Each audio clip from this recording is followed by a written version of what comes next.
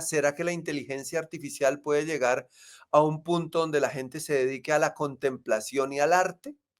No creo, no creo. Mis Mm. hermanos dicen que sí, porque a mí me cascaban menos, porque ellos sí chuparon harto juguete, porque eso les daban durísimo, porque yo voté por Petro, pero no por eso voy a dejar de criticar sus ciertas iniciativas. Buenas, buenas para todos y todas. Gracias por estar acá. Gracias por seguirnos, por preferir este periodismo y por suscribirse a este canal. Ustedes han seguido recomendándolo y les agradezco infinitamente por eso.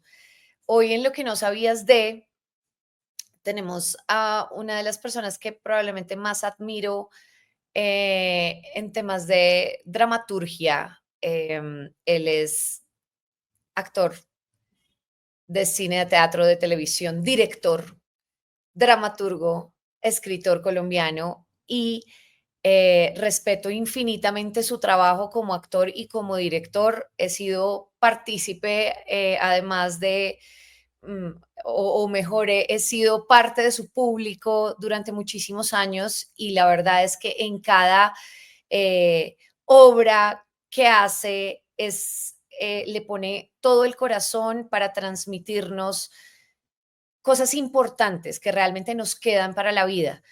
Él es Fabio Rubiano Orjuela. Muchas gracias por estar acá. De verdad, para mí es un placer infinito. Siempre lo entrevisto en la W, pero en este canal eh, no había tenido el placer de tenerlo, así que estoy muy contenta de eso. Muchas gracias. No, gracias a usted por tomarse el tiempo y sobre todo por hablar de teatro, que es como lo que más nos apasiona a este lado.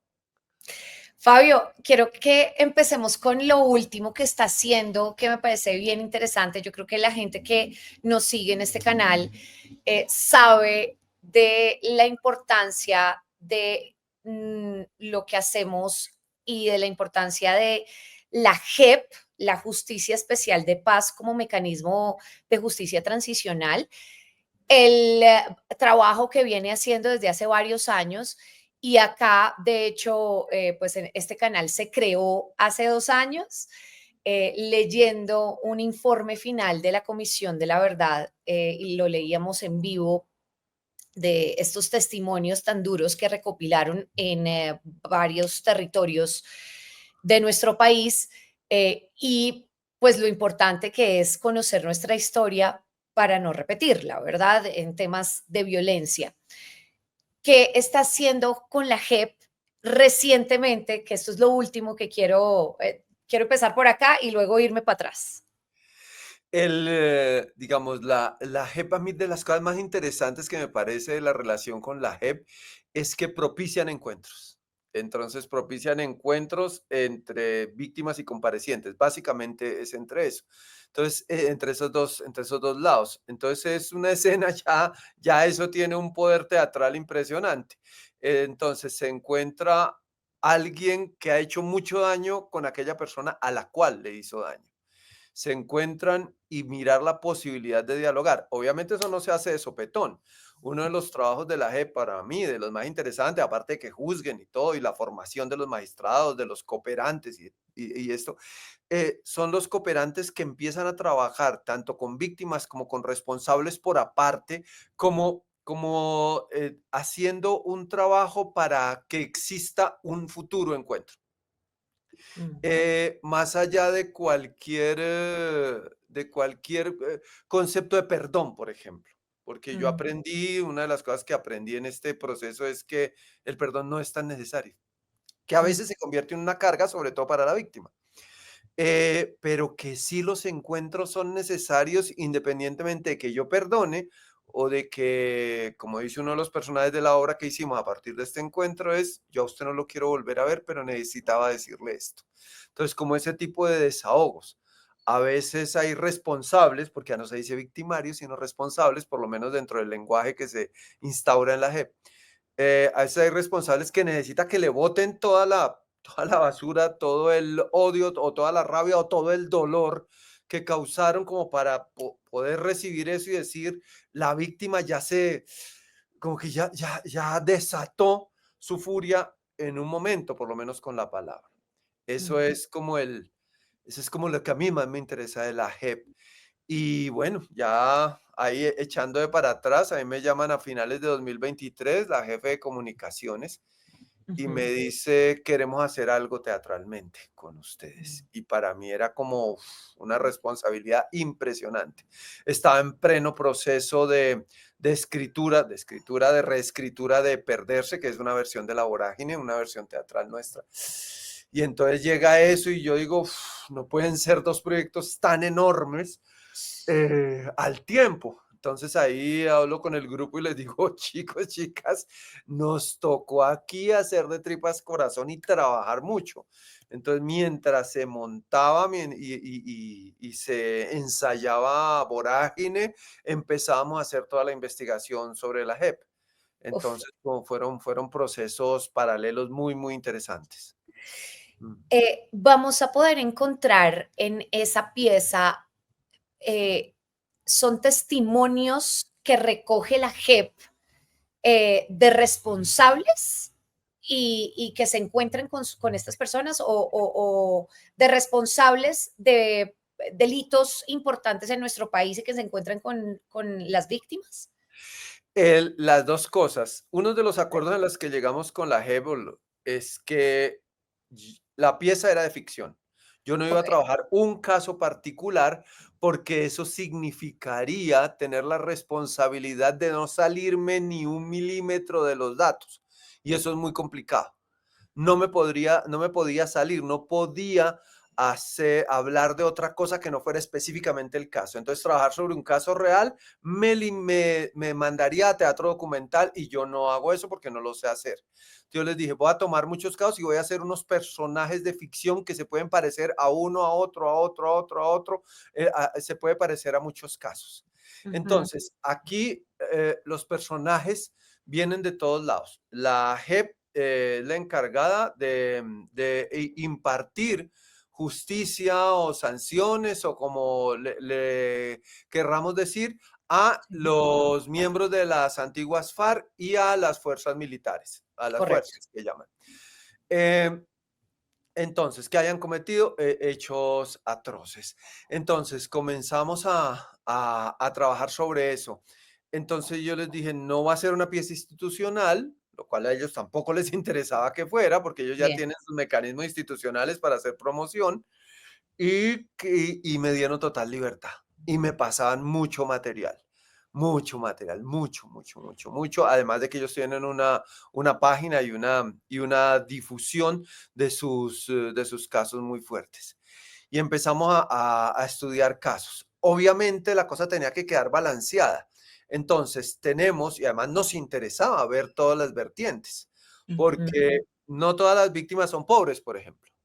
ok, No todas las víctimas son víctimas de la fuerza pública, si estamos hablando de falsos positivos. ok, También hay militares que han sido víctimas, como es el caso de el que nosotros llamamos Sargento Rodríguez, que estuvo encadenado 5 años en la guerrilla. Y ok, entonces no hablamos con él, sino con su esposa. Estoy hablando del personaje. Es su esposa la que habla. Es su mm, esposa la que está frente al guerrillero que tuvo secuestrado a su marido 5 años. Entonces, es uno de los encuentros más difíciles. Ahí están ellos dos. Ya han hablado cooperantes con ellos, han hablado con ella por aparte, ok, hasta que finalmente se encuentran y es súper tenso este encuentro. Y por otro lado está una madre que quiere saber dónde enterraron a sus hijos porque dijeron que mm, eran guerrilleros y pues ellos no eran guerrilleros, un pelado de 14 y uno de 17 que trabajaban en un yucal. mm, Entonces ahí se encuentran con con Sanabria, que es un militar que estaba haciendo ujú, carrera de suboficial, ujú, un militar que está involucrado en eso y este militar quiere reparar. A toda costa quiere reparar, no solamente quiere reparar a la madre, sino quiere reparar su vida, quiere reparar sus relaciones. Entonces, por eso mostramos cómo él, en su nueva vida, tiene una cita con una chica, una cita por aplicación. Entonces se ve con una chica y dentro de sus principios, nuevos principios, él quiere siempre decir la verdad. Entonces le okey. dice a ella, yo maté gente. Entonces ahí se genera otro conflicto. Entonces es el conflicto en la vida cotidiana de alguien que quiere rehacer su vida. Por otro lado, hablando de vida cotidiana, tenemos a la familia del secuestrado, al interior de la familia, donde hay muchos conflictos al interior, porque unos dicen, esperemos, otros dicen, necesitamos que haya un operativo militar, otros dicen, no, pero ¿cómo así? Tenemos que esperar los tiempos. Entonces dice, es que usted está a favor de los terroristas, que yo no estoy a favor. Entonces, todos los conflictos que genera que haya un familiar secuestrado por un grupo armado al margen de la ley. Okey. Entonces, mostramos todos estos universos hasta que al final todo esto confluye en que se encuentran las partes afectadas. Y eso ahí es súper fuerte también para nosotros. Emocionalmente es súper fuerte, sobre todo los sábados que tenemos doble función. Obviamente, como actores y como actrices están Sí, entrenados para que termina sí. la obra, se limpian, salen, Respiran y salen, otra vez. se limpian y otra vez. El público sale muy, como muy inquieto Okey. y nosotros bajábamos a veces a hablar con el público está como muy, dicen esto es muy fuerte, pero es necesario. ¿Cómo es posible que haya momentos de humor en todo esto? Y claro, hay momentos de humor. La chica con la que está saliendo este militar que intenta salir le dice, a ver, hermano, usted me dice que mató dos pelados, que los enterró en una fosa y así y aparte todo quiere caerme. O sea, Qué horror. forma parte como de esos nuevos universos. Sí, sí, sí, Nuevos sí, sí. universos, donde la gente quiere recomponer. Entonces están todos los de, espera, hermano, esto es muy difícil de entender. Y claro, en este momento eso es muy difícil de entender que alguien no pague detención intramural, cómo así que va a reparar con predios, con sustitución de cultivos, con arreglo de tierras. Todo es difícil de entender, pero es un mecanismo bastante novedoso Mm. de reconstruir una parte del tejido social que está absolutamente roto. Fabio, ¿ha ido gente, sabes si dentro del público que ha ido a ver esta obra, que por cierto, ¿en dónde la vemos? En el Es Teatro Petra. Estamos en el Teatro Petra Bogotá, Teatro Petra, de listo. miércoles a sábado, sí. De miércoles a sábados. Necesito ir esta semana, urgente. Exacto. ¿Sabes si ha habido en el público gente víctima del conflicto armado o responsables de delitos? Víctimas muchas. Han venido muchas víctimas aquí en Bogotá y en Medellín. Sobre responsables no tenemos conocimiento. No Ok, tenemos conocimiento de que hayan venido. ok. Eh, o alguien que forme parte como ese, que sean cercanos. Sí, No sabemos. Sí hemos hecho funciones para magistrados y magistradas, funciones completas, lo cual ha sido súper tenso, pues, sobre todo por el lenguaje jurídico, pero igual habíamos claro. tenido, que tampoco es mucho el lenguaje jurídico, es muy corto, no se preocupen. El, hubo funciones especiales para ellos, nos corrigieron un par de cosas en ensayos generales, hay alguien experto en lenguaje jurídico que nos dijo, cambien esto, pongan esto, digan esto, ahí es cuando decimos, no se dice victimarios, se dice responsables. Ok. Pareja no puede ser, estos dos no pueden ser pareja por unas cuestiones técnicas. em, Pueden equilibrar un poco porque está recargado hacia este lado, pero nunca se metieron con el contenido. Ok. Fueron cosas muy sencillas, muy puntuales. eh, y, y ha sucedido una cosa muy interesante y es que, bueno, hubo la función para magistrados, magistradas y todos los de la JEP y vinieron. Ujú, Y después venían cuando ujú, venía el público normal. ujú. Hubo algunos que han regresado varias veces con público de civil y porque querían ver la reacción del público y dicen, me gusta más cuando esto no está lleno de magistrados. Sí, Sí, sí, porque es el sí. público normal que reacciona muy bien, que reacciona, pues se establece un vínculo con la obra. Ok. Han venido fin de semana pasado, vino gente que trabaja mucho con excombatientes y están muy choqueados, porque aquí hay un guerrillero que se le muestra en varias facetas, sobre todo en el encuentro con las víctimas. Y Ok, entonces salen conflictuados. claro, claro. Ah, salen conflictuados y me escribieron a las 2 de la mañana. Sigo pensando en la hora, necesitamos hablar esta semana. Y yo, bueno, no me van a regañar. Wow, Han venido exguerrilleros de hace, pero exguerrilleros como de esa primera oleada, que ya son sí, grandes, sí, que se retiraron hace 20 años ya, y ¡fua! Se les afectó, salieron como bien, no afectados, sino como con tocados. Sí, ciertas sí, emociones sí, encontradas, que eso me sí, parece muy interesante en el teatro. sí, De sí, hecho, eso es dio la casualidad que nos fuimos a tomar algo y de pronto ellos llegaron a la mesa al lado. Salimos a no, tomar algo del grupo y ellos llegaron a ajá. la mesa al lado, pero no, ahí no charlamos, no. Ellos estaban ahí digiriendo su. Es que a mí me ha pasado con las obras de teatro que usted escribe y que ha hecho y que definitivamente pues describen un periodo de nuestra historia importante. Entonces, me ha pasado que salgo, no sé si afectada es la palabra, pero salgo tocada, salgo,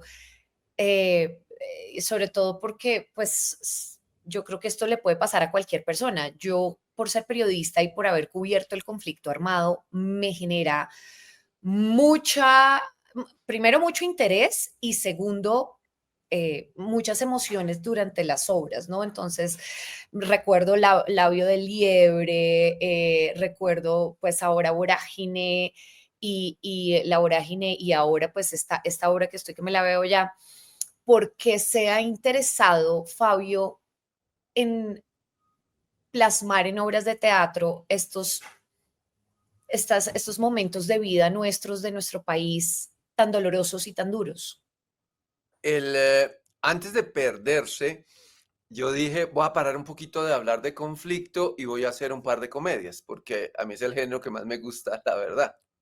Y igual cuando hago una comedia se meten cosas del conflicto nacional o de fenómenos de violencia o de desequilibrio social y salen, pero digamos tienen un tinte de comedia. Y yo dije, me voy a dedicar a eso. Y tenía ahí como unos proyectos. Y es cuando llaman de ministerio y del CNA y dicen, vea, necesitamos, vamos a escoger 5 grupos, 5 agrupaciones artísticas para que hagan Vorágine por los 100 años de la Vorágine. Entonces una en ópera, otra en acción plástica, otra en performance, otra en danza, otra en música. A ustedes les toca teatro. Y entonces yo dije, wow, eso es eso es un monstruo. O sea, Boraine tiene casi más estudios que 100 años de soledad. Interpretaciones, estudios analíticos, académicos, tienen todo. Eso se estudia en todas las maestrías de literatura. De hecho, yo la estudié. Yo hice media maestría de literatura en el Caro y Cuervo y ahí me tocó con la profe Erna van der Walde, que además saca la versión de Vorágine Cosmográfica. Y ella desde esa época, eso fue hace como 10 años, ella desde esa época como que me, me, me hizo enamorar, reenamorar de la Vorágine. Entonces ahorita vuelvo y retomo mis apuntes, vuelvo y leo sus escritos, vuelvo y leo Montserrat.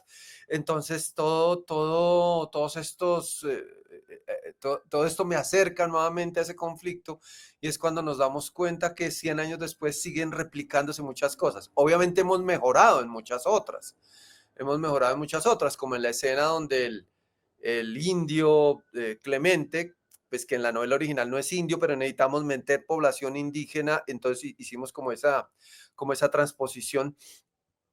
Entonces, cuando el indio Clemente encuentra el cuerpo de su hijo, entonces metemos una forense del presente donde le dice, vamos a hablar con las autoridades indígenas para que autoricen que haya, y él le dice, ¿de qué me está hablando, señora? ¿En qué Sí, época vive usted? ¿En qué época? Tal vez en 100 años eso sea posible. Ahorita no, deme mi cuerpo que yo lo reconozco porque tiene el diente montado acá, mire la calavera.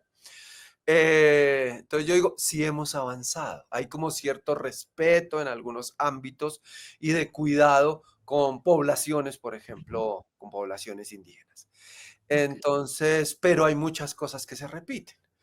Eh, También el guiño que meto ahí en un momento en la carta de Arturo Cova, que en realidad no es de Arturo Cova, sino de Rivera, pero hago ahí el cruce también, donde él dice, si un ministro responde en 100 años, habré hecho algo bueno. Entonces, un ministro sí respondió 100 años después, Juan David, que es, háganme esa vaina, necesito que le presten atención a Vorágine porque es una pieza muy importante.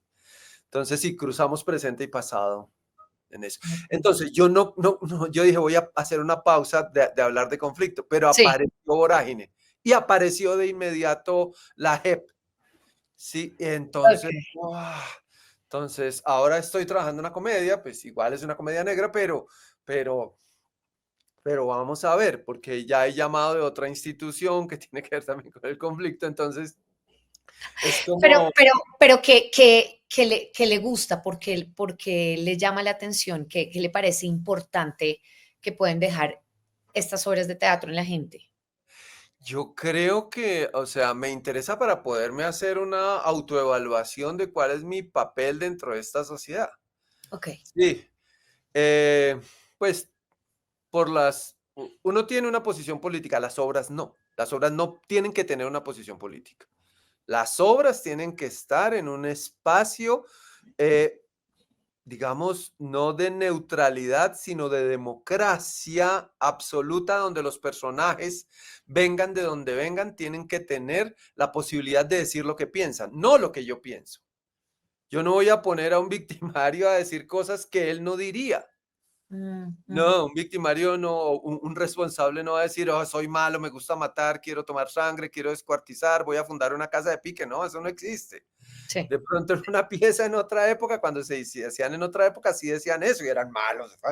No, ahora me interesa que tenga una argumentación, que el responsable de los hechos atroces tenga una argumentación para poder entender de dónde viene eso, cuál es la raíz de nuestra fractura tan poderosa. Sí. Entonces, eso es a mí lo que me interesa del conflicto, porque estamos en esta escalada de violencia y cada vez más degradado. ¿Dónde se origina eso? ¿En dónde? ¿En dónde está el origen? Y cada vez que uno busca eso, se da cuenta que no se encuentra en unos grandes espacios ni en unas grandes articulaciones como sociales, sino en las pequeñas, en mi relación con el vecino, en Ok. mi relación en la calle con otro transeúnte, en mi vida cotidiana natural, en la envidia mínima que siente el vecino de un municipio por el otro que logró conseguir moto. Ahí empiezan eso, en la ansiedad que le produce a un joven no ser mirado por la chica que siempre le gustó. Pero resulta que después llega al pueblo armado y ahí sí logra atraer su atención, por Ok. miedo, por poder. Entonces son cosas tan mínimas que tienen que ver con unas cosas absolutamente básicas, Ok. principios básicos, espacio, lo, lo normal. En un Sí. municipio, si un chico quiere dedicarse al ballet, ¿qué hace? Pues de llorar, porque ¿cómo se va a dedicar al ballet, o al violín, o al Sí. teatro, o a la literatura, o a la pintura, o a la música, o a la investigación científica? Nada, tiene muy pocas opciones. Un empleado, ser empleado de alguna institución de la alcaldía, guerrilla, narcotráfico, grupos criminales. Entonces es una gran limitante, porque Sí. muy fuerte, muy fuerte. Mm. Sí. Quiero irme un poco como a su historia para entender cómo termina usted haciendo todo lo que hace en la vida real y hoy en día. Porque si me voy hacia atrás, me pregunto cómo una persona que estudió carreras de bioquímica temporalmente, ¿no? En una universidad, biología también en la Universidad Nacional, ingeniería industrial, economía, cómo termina haciendo arte dramático. El, eh, yo creo que, como dice el maestro Cartoon, uno no escoge el teatro lo escoge a uno. Entonces, sí, yo estaba haciendo mi cuarta carrera, había pasado a psicología a la nacional, me había vuelto a presentar a la nacional, porque yo entré a la nacional como menor de edad y ya me había presentado como adulto, ya tenía 18. Entonces me presenté a la nacional con cédula ya y me admitieron en psicología y estaba estudiando economía. Yo dije, voy a dejar la economía, voy a estudiar psicología, pero pasé por la escuela de teatro y vi inscripciones abiertas y me bajé, pedí el formulario, presenté el examen, me fue muy bien, entré a la carrera y saqué las mejores notas que ha tenido en mi vida. Entonces ahí no había duda de que para algo servía. Entonces ahí seguí, ahí tuve la suerte impresionante de conocer a Marcela, que si no hubiera sido por Marcela, pues este proyecto no hubiera existido, porque Marcela nunca se cansa, yo me canso cada rato. Marcela es incansable y siempre está abogando porque uno lo haga mejor. Entonces uno dice, ya con eso, no, no, no, ya no, tenemos paso siguiente. Entonces uno, sí, entonces ella es como control de calidad absoluto, como le decía un compañero, como le puso un compañero, control de calidad. Entonces, ahí nos encontramos con Marcelo en la escuela y ahí no hemos parado de ensayar y de montar obras y de armar equipos y de renovar. Entonces, ahí parte todo. Las carreras esas las estudiaba porque quería una carrera tradicional. O sea, estamos hablando de los 80, cuando uno no sabía que existían escuelas de teatro, cuando no había internet, cuando la fotografía no era digital, cuando se estaba haciendo la transición de máquinas de escribir a computadores. No, Ok. todavía no, los computadores fueron 2000, ya, yo me acuerdo tener mi primer computador en el 97, 96, bueno. Entonces, sí, era otra época, el acceso a la información no era tan grande. Eh, y hacer teatro era como, ya, perdió el año. Existía y todavía existe. Estudie primero una carrera y después hace teatro, Claro, como claro. si el Sí, teatro porque no fuera ¿cómo una va a carrera. vivir del teatro? O sea, Sí, obvio no. Sí. sí, como hoy escuchaba un podcast donde decía, ¿será que la inteligencia artificial puede llegar a un punto donde la gente se dedique a la contemplación y al arte? Buenas. Paso por acá para darles una pausa y decirles que se suscriban rápidamente acá. Clic, suscríbanse. Y deje de trabajar, ajá, como si dedicarse al arte no fuera trabajar. Claro, claro. Amigos, amigas, tenemos jornadas de 18 horas, de 20 horas, eh, tenemos jornadas de médico en urgencias.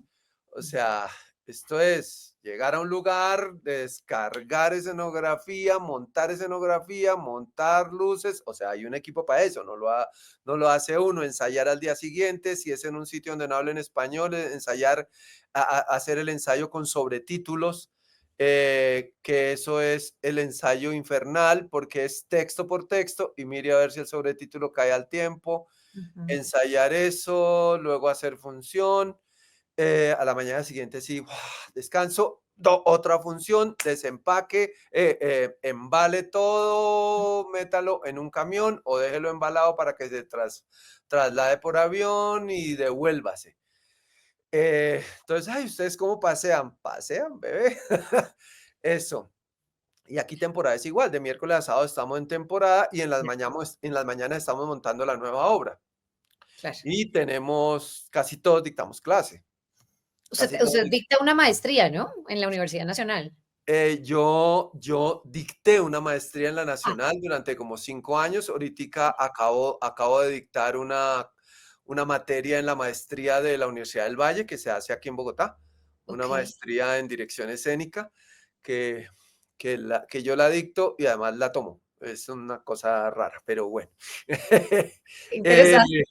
yo la tomo con otros profes, sí. Sí, sí. Ah, y tenemos un programa en el Teatro Petra del Subsidio que es como un diplomado en dramaturgia de actuación que es muy bonito porque es 16 horas semanales. Son 16 horas semanales, entonces no, son 3 semestres. Entonces Sí. no es un tallercito, pero tampoco es una carrera de 5 años. Y sobre todo es para gente, que mucha gente que tiene intención de hacer teatro, pero no se atreve a hacer la carrera y entra aquí como a probar. La mayoría se queda. Y Ok. otros que hicieron teatro y dicen, tengo 40 años, ¿será que vuelvo? Venga. Entonces hay tanto gente de 18 años, de 19, como gente de 40, 50 años. Entonces se crean unas combinaciones maravillosas y hemos tenido ya como tres promociones Ok. y todos y muchos ya han hecho temporada. Ahorita hay unos que no han salido todavía, que están hasta ahora en segundo y ya tienen una pieza que montaron como ejercicio final y la tienen en temporada en el embuste y tienen agotada la boletería. Entonces eso es maravilloso. Han salido varios dramaturgos, varios que están haciendo dramaturgia, que ya tienen sus piezas, que hacen temporada, algunas en la sala alterna del Petra, otros en otro lado. Entonces, es decisión de ellos, a mí no me echen la culpa, padres y madres. No, pero entonces, ¿a qué horas? O sea, ¿cómo es un día suyo? Me imagino que todo tendrá sus rutinas, claramente con las obras, sobre todo en temporada y demás, pero ¿cómo es un día suyo? No sé, un lunes, o sea, ¿cómo se organiza la vida? Lunes y martes son la delicia porque son los días libres de los teatreros. Eh, Ajá. el resto de días hay que hacer muchas cosas, pero lunes y martes trato de dejarlos libres. Sí, ¿Qué hace un día como hoy, por ejemplo? ejercicio, voy al parque o hago acá en la casa, pues trato de hacer ejercicio 4 o 5 días a la semana. Eh, y nada, desayuno largo, desayuno con tiempo. En realidad nuestro domingo es el lunes. Sí. Desayuno con tiempo, se hace mercado, ese tipo de cosas. Pero el resto de la semana sí se está organizando cómo están las redes, cuáles son las publicaciones que se van a hacer en redes, que eso hay alguien encargado de eso. Eh, uno habla, pues no en ritmos muy acelerados, con la gerente del teatro, que es súper pila, cómo van, ya desembolsaron lo de taquilla, sobre todo cuando se acerca a final de mes, porque viene toda la nómina, que es una nómina casi de 40 personas. El, esas cosas administrativas, reuniones para ir adelantando trabajos del Festival Internacional de Artes Vivas que tenemos con Octavio Arbeláez, reuniones con alguna gente del sector teatral. Sí, así cosas, pero en firme, cuando estamos temporada de montaje son los días duros porque ensayamos de lunes a viernes en las mañanas, hacemos temporada de miércoles a sábado, Ujú. algunas veces nos toca ensayar los domingos, entonces ahí es cuando se pone duro y a eso se suman las reuniones administrativas, los Exceles, Mm. citas y ese tipo de cosas, y clases. Mm. ¿Qué lee Fabio Rubiano? Yo trato de leer lo que esté al día. Ahorita que estoy dándole en los tiempos que se puede, por ejemplo, hoy es un día para adelantar. Ujú. Teodorus de Catarescu, que es poderosísimo, que es poderosísimo. Acabo de leer la llamada de Leila Guerriero, que es una cosa muy interesante. Me gustan mucho las historias. Ella en realidad es periodista más. Sí, Ella es periodista es periodista. y, y cronista. Y Sí. esta novela es súper inquietante porque es un personaje contradictorio. Alguien que fue torturada por la junta militar argentina y era hija de un general, Ujú. y sobrevive, es uno de los pocos que sobrevive, y entonces ella dice, el lema de, de- de nuestro grupo guerrillero era vivos se los llevaron, vivos los queremos. Yo volví viva y me preguntaron, ¿y usted por qué salió vivo? Mm. ¿No será que usted cantó algo? Mm. Entonces dice, tengo el odio de los dos lados, no me puedo recomponer, no me puedo Okey, recomponer. Y en okey. este momento lleva una vida como muy burguesa, Sí. entonces tiene gustos con su ropa, Entonces es contradictorio porque no es el estereotipo de una revolucionaria, tampoco es una mujer que esté en contra de las ideas progresistas y sin Ujú. embargo critica a los dos bandos. Ahí Mm. dice, estos revolucionarios déjenmelos quieticos. Yo tengo muchos, yo tengo muchos reparos con esos que me dieron la espalda cuando yo volví, Ok. con el machismo en los 2 lados, con sí, como logra como medio enamorarse de uno de sus torturadores, y lo ve después y tiene una relación, pero después terminan y después vuelven. Es Ok. una locura de novela. Entonces, esos dos, y adelanté lecturas que tenía viejas que no había hecho. Por ejemplo, El extraño caso del perro a medianoche, que yo la tenía ahí desde hace como 10 años y no la había leído, y la leí muy, muy linda. Entonces, adelantando, adelantando. Ok. ¿Le gusta, qué tan fiestero es? ¿Le gusta irse de fiesta, bailar, la música, melómano, no El, tanto? no, a mí sí me gusta escuchar música, me gusta mucho escuchar música y no tanto como antes, porque Ok, me acuerdo de antes, yo creo que de eso tiene la culpa los nuevos medios. No, la culpa es mía, pero yo me acuerdo que era sagrado que uno semanalmente, yo semanalmente iba a la Musiteca, ahí a la 19 con octava, con octava. Ahí donde Saúl, la alma bendita, y siempre decía, ¿qué es lo nuevo que llegó de Tom Waits, que llegó, ha llegado bandas sonoras de teatro alemán, conocía todo. Entonces uno cogía el CD, lo oía y lo volvió a oír y lo volvió a oír. Ahora como tiene todo el universo ya no está tan claro, especializado. Ya claro. no, como que ya no se enfoca porque tiene todo el mundo, entonces ahora quiero volver a esta. Sí. Pero sí, escucho mucho, me gustan mucho las bandas sonoras, Ok, las bandas sonoras de teatro, pues las bandas sonoras de cine también. sí. Me gustan los musicales. Es una, es una pasión que se me burlan mucho los del grupo, porque yo siempre que voy a algún lado voy al teatro contemporáneo, alemán, francés, español, y me voy a ver un musical. Entonces yo me voy a ver uno o dos o tres de los musicales que haya. Entonces, a Ok. eso sí nadie me acompaña. ¿Qué voy a ver un musical? ¡Qué pereza! Entonces, yo sí adoro los musicales. Ajá. Dentro de todos los géneros, terror, comedia, bueno, los géneros que hay en teatro y en cine, ¿con cuál se queda? ¿Cuál es su preferido de ver? Comedia, la comedia. Comedia, Ah, de ver, definitivamente. Sí, no, de ver todos. A mí me gustan las piezas muy teatrales. Me refiero cuando se utilizan mucho las virtudes que da el teatro. Las okey. virtudes que da el teatro. Sí, entonces en teatro tú puedes tener un actor solo en escena y entonces llega y dice, ella llegó y dijo, estás muy guapo hoy. Y él le contestó, gracias, tú no. ¿Por qué me dices eso?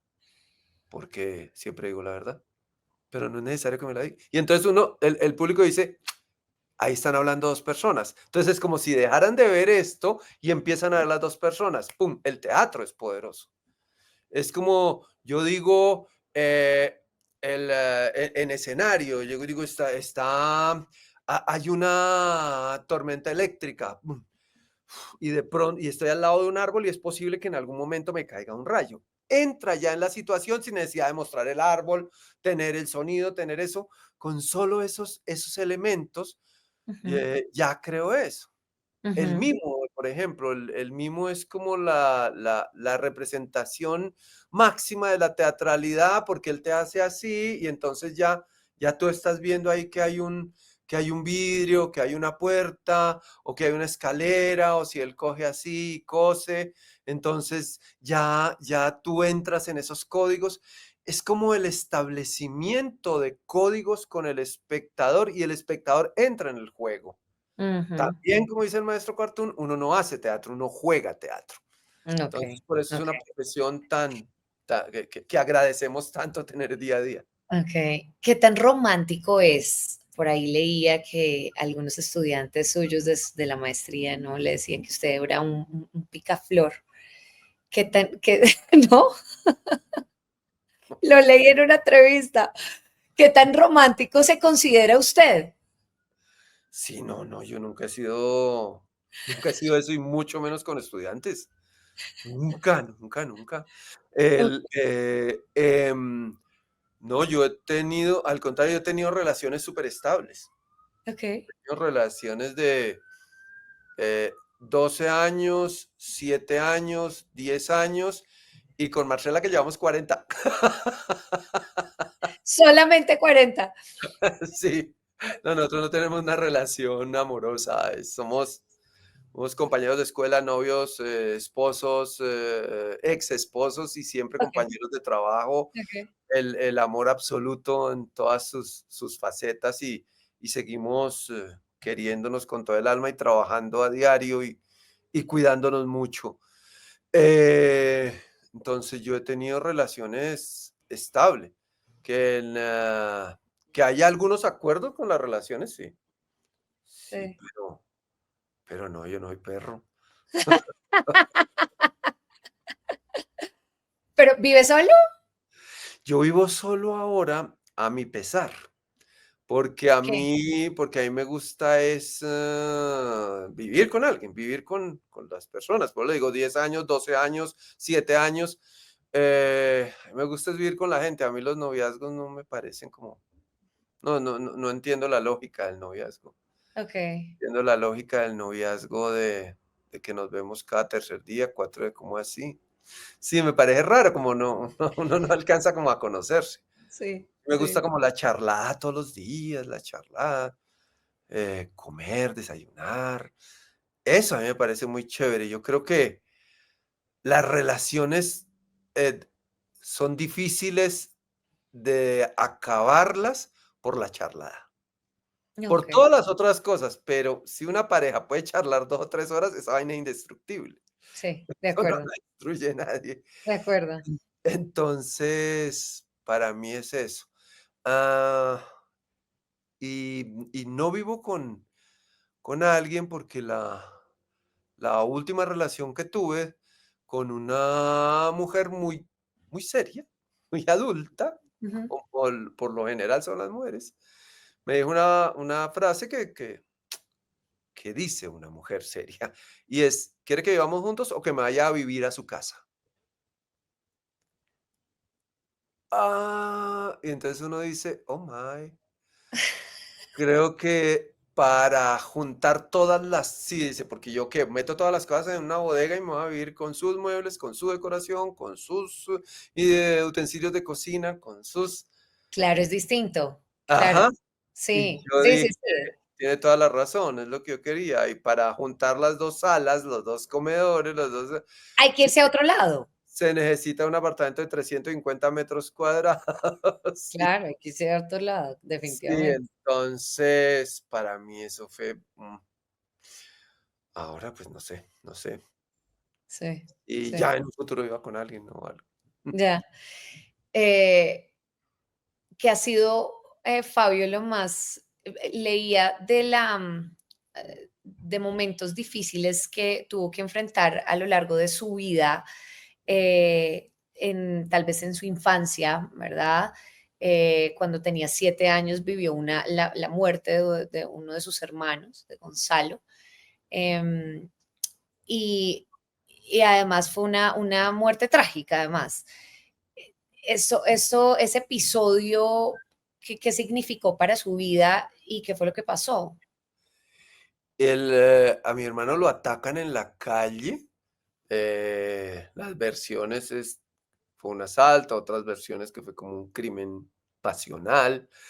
eh, y él llega a la casa vivo. Yo estaba muy chiquito, todo esto me lo han contado. Llega a la casa vivo, como que se baña, le entra agua porque tenía fracturado el cráneo y ya en la tarde se lo llevan para la clínica y ya tenía como, él ya prácticamente estaba con muerte cerebral, él no reaccionaba a las provocaciones. Entonces ya, yo no siento haber tenido como un dolor profundo, no Ujú. porque mi hermano no vivía con nosotros, mi hermano era hippie, mi hermano era Ah, hippie, hippie. hippie Eh, real. hippie real de que vivió en el Parque de los Hippies, el Parque de los Hippies de la 60 con séptima se llama así Sí, porque ahí vivieron hippies. Se lo tomaron y mi hermano vivió ahí un tiempo. Mi ya. hermano hippie hippie de pelo largo en los años 70, en 1971, 72. 32, sí. Sí, Eso era una locura. Mi papá para mi papá no era nada, un orgullo. Y mi hermano era un hippie muy productivo porque él era diseñador gráfico. Él hacía screen, tenía todos sus aparatos de screen, unos aparatos preciosos que me duele en este momento que se hubieran perdido porque eran como, había unos stands de madera con unas separaciones, con unos como entrepaños todos hechos con hilo, que era donde descansaban las impresiones, como la máquina, todos ya no me acuerdo, unos marcos que tenían como unos nylon ahí atravesados donde se echaba pintura, era una cosa maravillosa. Él diseñó muchos eslogan en ese momento. Él trabajaba todo el tiempo, pero era hippie y fumaba ok. marihuana, me imagino, sí. Ya, ya, Y tenía una pareja, a los 21 años ya tenía pareja, un hijo y medio. O sea, tenía un hijo y su esposa estaba embarazada del segundo. ok. Entonces, todo eso, una chica de 14, 15 años, entonces eso era como una locura absoluta. Sí, Era muy productivo, pero era hippie, ujú, eso no era sí, chévere para los padres. Para mi papá, mi mamá era fresca, mi hermana lo adoraba, mi hermana adoraba a Gonzalo, mi hermana Mariela adoraba a Gonzalo. ok, Sí, era como símbolo absoluto de la libertad de esos momentos. ok, pero usted Eh, entonces era muy chiquito, pero entonces no, y no tenía relación, era como yo sabía, era mítico, hablaban de Gonzalo, que él tiene el pelo largo, yo lo vi muy pocas veces lo vi, ok. eh, que tenía como esta imagen icónica del gran artista. Y Eh, esa, y eso tal vez ha sido como lo más cercano a la muerte que ha vivido usted en su vida. no, porque mis papás siempre fueron muy mayores, entonces nosotros íbamos cada rato a entierros. Que se murió tal pariente, no sé dónde, que se murió, entonces iba uno ahí, rezaba, y uno iba a los velorios y se rezaba, lo Ok, vestían de negro y uno ok, iba y rezaba y ok, volvía, entonces no, era como una relación un poco normal. ok. Es una casa muy católica donde se rezaba mucho. ah, ¿Pero rezaba hoy es ateo usted o no? Ateo pesebrista. Ateo pesebrista. Ateo pesebrista. Nosotros tenemos un grupo que llama Ateos Pesebristas. Somos un grupo Ajá, que todos hacemos pesebre y no creemos en Dios, sino en el niño Dios. Entonces, ahí le hacemos nuestro homenaje a nuestra niñez porque los pesebres son la cosa más maravillosa del universo. ok. Y a mí me gusta el catolicismo. Parece muy atractivo. Visualmente me parece maravilloso. Parece la religión que visualmente es la más chévere. Todos Ok. estos santos, ejércitos de santos, todo el proceso de la misa, elevación, cuerpo de Cristo, vino, el Via Crucis, o sea, todos los pasos del Via Crucis es una estructura dramatúrgica perfecta, el pesebre ni se diga, las oraciones.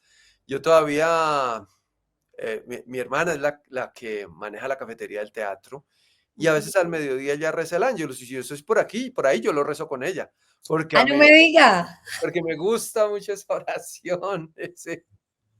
Sí, Ok. el ángel del Señor anunció a María que iba a ser madre por obra y gracia del Espíritu Santo. A mí me parece chéverísimo y me recuerda a la niñez.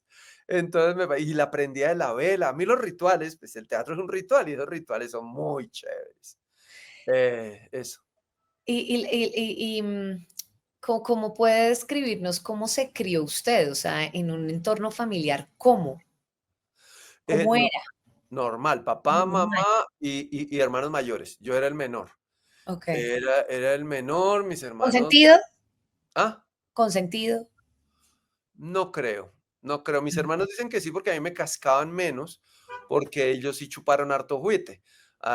porque eso les daban durísimo, porque eran unas caspas. Sí, Obviamente no había que golpearlos, pero pues en esa época eso todavía así era. constitucionalmente era permitido. Sí, obvio, Eso obvio. les daban las muendas y a mí solo un par de veces, o sea, en comparación a las de ellos, lo mío fue el 4 por 1000.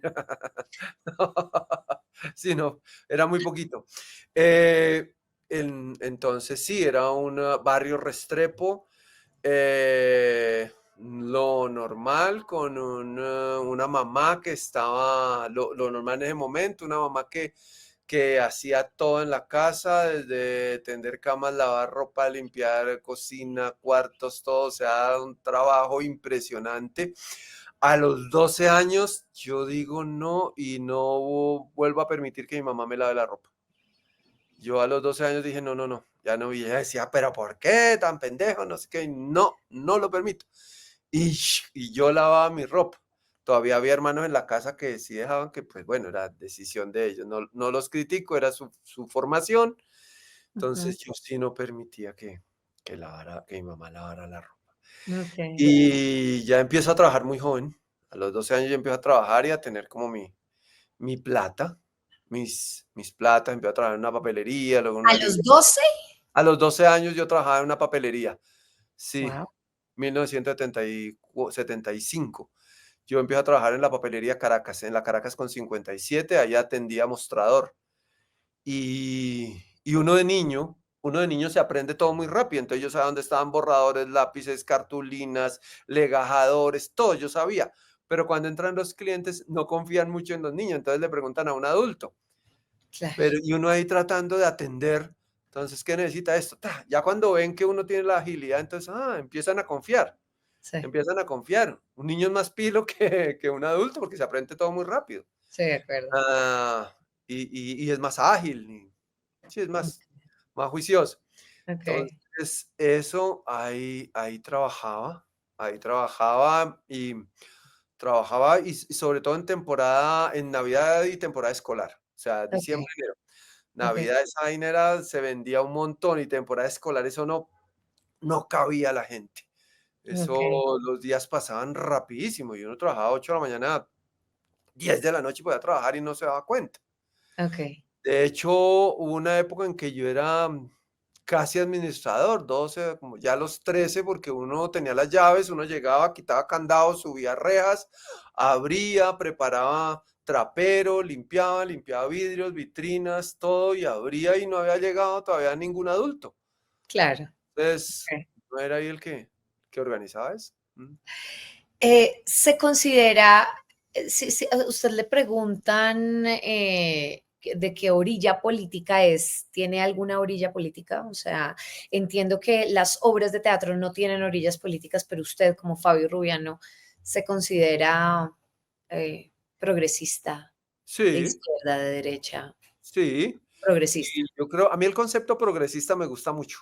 Me Okey, gusta mucho, a pesar que digan, ay, el progre. Entonces, ¿por qué no recibe inmigrantes en su casa? Sí, que esa es la lógica básica.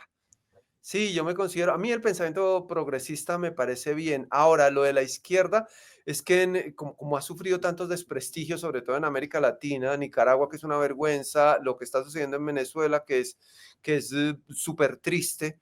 Nosotros a veces vamos a festivales a Venezuela y es chévere porque no hay trancones.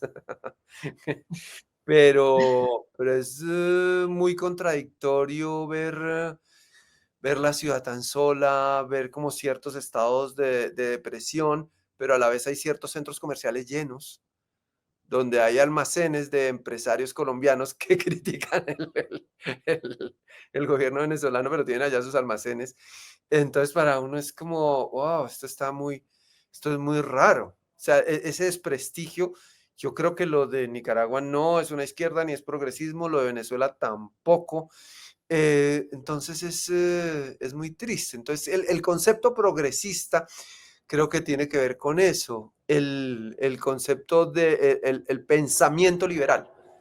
El pensamiento liberal de las libertades, del equilibrio de poderes, de de que no haya carteles económicos, de redistribución del ingreso, pero no es de quitarle a los ricos para darle a los pobres, no señor. Son Ujú, las condiciones económicas posibles.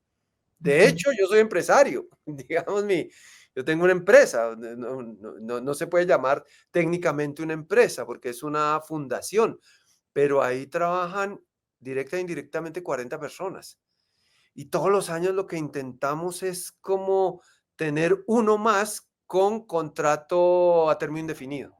Sí, Ok. como no podemos dar el paso de que todos tengan eso porque no aguantamos económicamente, pero yo digo, y esas empresas que producen un montón perfectamente podrían tener en condiciones laborales, muchas mejores condiciones laborales a los empleados, pero bueno, Ujú, mm, eso es otra cosa. Entonces, sí me considero progresista, pero no ciego. Entonces, yo voté por Petro, pero no por eso voy a dejar de criticar sus ciertas iniciativas. Lo hicimos cuando inició, nos reunimos un grupo de varios artistas y tuvimos muchas discusiones con él, encuentros con él para decirle, este proyecto de cultura no es el que se ha propuesto. Este ok. proyecto de cultura no es lo que se ha propuesto y entonces ahí hubo como un acercamiento y vino esta maravillosa persona que es Juan David Correa a ponerse al frente del Ministerio de Cultura. Tristemente ahora se fue, pero esperamos que a la nueva ministra le vaya bien. Pero Juan David Correa dejó una impronta de claridad y sobre todo de principios éticos muy fuertes. Bueno, eso está muy bien. Y sobre este, lo que ha pasado, digamos, recientemente en nuestro país, y lo que se ha avivado en temas de orden público y conflicto armado, que se podía de hecho venir en cualquier tipo de gobierno por falencias y por la falta de implementación de un acuerdo de paz y demás. Pero lo que está pasando en el país, ¿qué piensa sobre eso? ¿Le gusta hablar sobre el tema? ¿Qué cree, qué opina de lo Sí, que me está parece pasando muy en este triste. momento? Me parece muy triste lo que pasa. Parece muy triste lo del Catatumbo, parece muy triste lo del Chocó. El ELN es una organización criminal. En este momento para mí es una organización criminal, digamos, los principios y valores revolucionarios, no, es gente sin talento, o sea, ahí no hay revoluciones, ahí no hay revolucionarios, no están ayudando a ningún tipo de población, están buscando canales y afectando la población civil. Los mismos exintegrantes de las FARC lo dicen, nos equivocamos, o sea, qué guerra tan absurda, qué matadera tan brutal. Eso a mí me parece absurdo. Me parece que el gobierno de Petro ha hecho una gran cantidad de cosas muy buenas, sobre todo en la visibilización de una parte del país que nunca lo habían visto. Eso me parece a mí muy interesante. Digamos, ahora, y no quiero decir que eso sea lo único, no voy a dejar de hablar de los escándalos, no voy a dejar de hablar, o sea, un gobierno que ha estado empañado por escándalos que no son ni, ni- ni un mínimo porcentaje de los escándalos que había antes, pero eso no lo justifica. Hay una serie de escándalos que son muy tristes, la presencia de Benedetti yo creo que no es agradable para nadie, ni es beneficiosa para nadie, mucho menos para las mujeres. No, estoy de acuerdo con Juan David Correa, uno no puede estar bajo el mando de una persona así, con ese prontuario. Ojalá Petro tenga razón y esta segunda oportunidad sobre la tierra le dé otra visión. No sé, yo no creo que se la hubiera dado. Eh, pero esos escándalos empañan una serie de objetivos y de intenciones que no son completamente visibilizados. Ok. Eso me dice. Y entonces, a lo que yo digo de sensibilizó al país en relación con algo que no se sensibilizaba, tiene que ver con los insultos que a uno le llegan a diario. Es como, ahora ya no se pronuncia, ¿no? Ahora ya no dicen nos están matando, ahora ya no ven las masacres. Qué bueno que usted ahora las vea, porque usted antes no las veía. Nosotros las veíamos antes y las seguimos viendo ahora. ¿Qué están diciendo frente a eso? Vaya a ver las obras. Nunca las ha visto. Vaya a ver las obras. Vaya a ver lo que nosotros hacemos con nuestro trabajo para hablar del país. Ahí no estamos haciendo una obra progresista, ni petrista, ni nada. Estamos ahí dándole por parejo a todo lado. Ahí estamos trabajando y poniendo a los personajes a que se expresen a favor y en contra como ellos piensan. Ahí no estamos defendiendo a nadie y tampoco estamos atacando a nadie ni le estamos echando la culpa a nadie. No pensamos que esto es una pelea entre ricos y pobres desde ningún punto de vista. Entonces, sí, uno, por eso digo, uno tiene posiciones políticas, pero en lo artístico uno no puede tener partido. Entonces, en ese orden de ideas, no se arrepiente de haber votado por el presidente. Es decir, Por- usted votó por un proyecto político en el que ha habido pues todos estos escándalos, críticas y demás, pero no se arrepiente de haber votado por el presidente. yo no voté por alguien que pusiera ahí a Benedetti, que cometiera los errores que cometió, pero sí voté por lo otro, por la visibilización de un sector de la población que no se había visibilizado, por querer desarrollar proyectos que beneficien a poblaciones vulnerables. El, toda esta historia, hace dos años y medio decían, nos vamos a volver como Venezuela, va a expropiar, a ver dónde están las expropiaciones, a ver dónde están los supermercados desocupados, a ver dónde está la Venezuela que dice. Y toda la gente dice, ¿sí ve que nos volvimos Venezuela? Cuando la tasa de desempleo bajó, cuando se va a llegar al millón de predios que se van a entregar a, para cumplir el acuerdo número 1, cuando hay un intento absoluto de reforma agraria. O sea, ¿cuánto llevamos? 60 años tratando de volver a la reforma agraria que empezó Carlos Lleras Restrepo. Sí, de recuperar eso que son los cambios que hacen en cualquier lugar del mundo. En los más capitalistas hacen reforma agraria. Okay. Territorios improductivos, pero ¿a quién se le ocurre que eso está bien? Ujú. Eso está bien. Entonces, recuperar eso a mí me parece interesante. El Twitter del presidente que nosotros decimos, ay, Dios mío, no se ayuda. No se ayuda. Claro que lo decimos nosotros y a veces sufrimos, que uno quiere ayudar, pero él no deja. Eso, claro, claro que sí, pero también, también tenemos en cuenta que es que él no tiene, eh, que no tiene tampoco mucha réplica en los medios, que le dan durísimo más que a cualquier otro presidente que ha tenido este país. Y en este momento hay algunos gobernantes que no le muestran lo más, que los tienen blanqueaditos, que los cuidan un montón.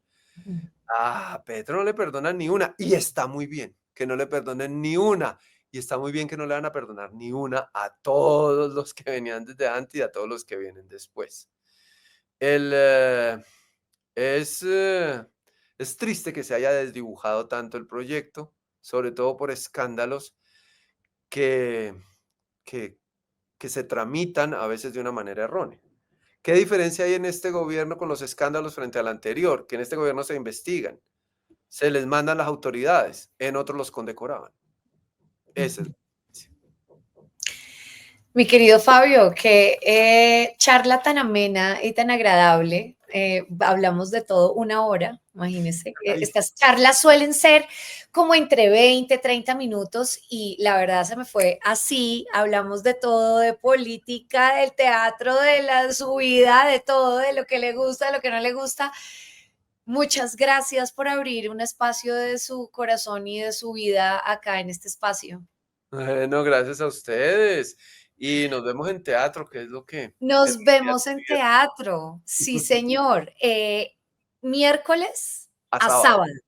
Miércoles a sábado. Para la gente que está en Bogotá, esta hora se llama Mantener el Juicio. Y pues allá nos vemos. Allá nos Bueno, vemos. muchas gracias. Gracias infinitas. Un abrazote, No, gracias. admiración y respeto por usted y por todo lo que hace. Muchas gracias, igualmente. Gracias.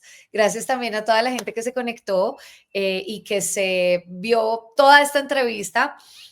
Hay cosas muy, muy interesantes a lo largo de esta horita, así que véanla toda. Y no se les olvide suscribirse si les parece que este contenido es relevante y les gusta.